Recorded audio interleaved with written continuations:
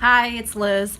I am not really dolled up right now. Honestly, I do not really give a shit because I'm not a YouTube makeup artist or makeup person. So here are the symptoms that I've had from week 1 through 13th of my pregnancy before I found out my gender. And I'm going to explain the old wives' tales, how I measured up to them, and the results. So here were the main symptoms that I had throughout pregnancy.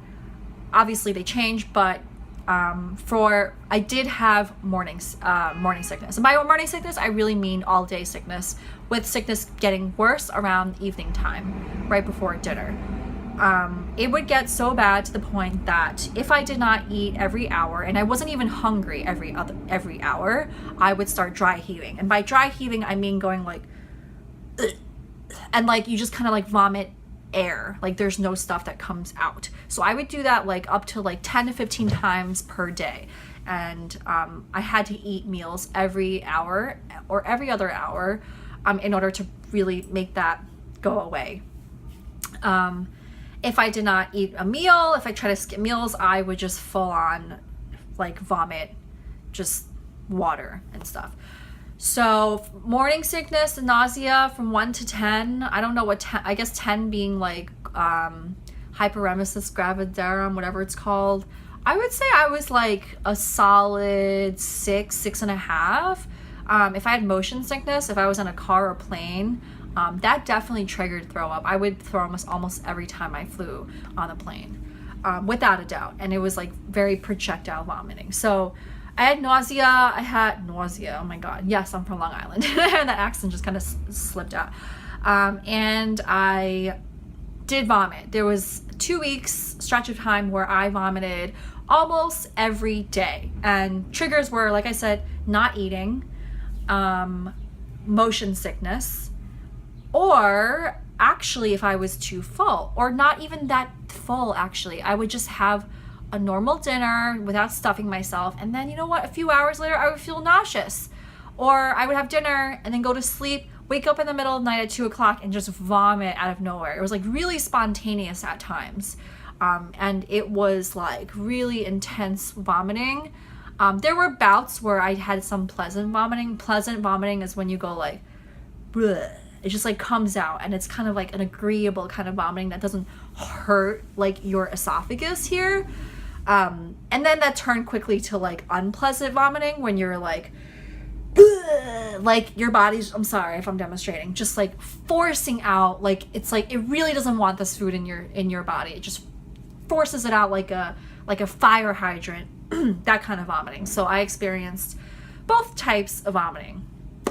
And at that point I was really like, what the hell is going on? Am I having like a girl or something?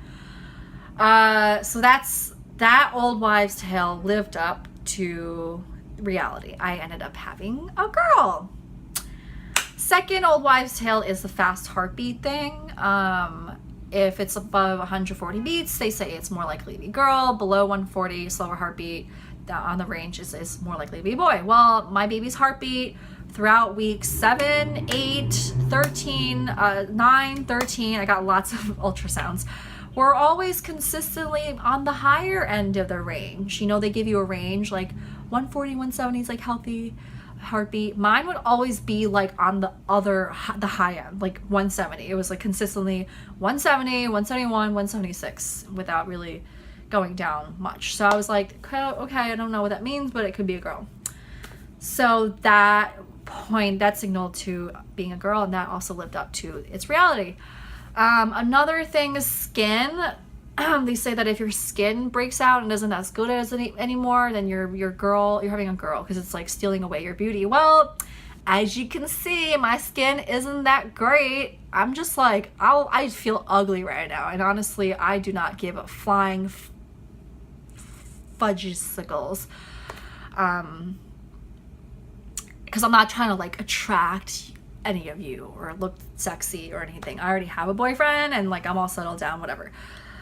So yeah, that old wives' tale seemed to live up to reality as well. By the way, I never ever wear foundation or what is that, concealer, whatever you call it. I never ever wear that, ever, or blush, or any blush. I just don't wear. I'm sorry, I live in New York City, so it's like very, very noisy. What else was there? Dreams. So I've only had 2 dreams throughout my entire pregnancy. I mean, from 1 to 14th week now, 2 dreams about babies, which is weird because you would think you would dream about it more. My first dream was around like the 9th, 10th week. I had a dream that it was a girl. Okay.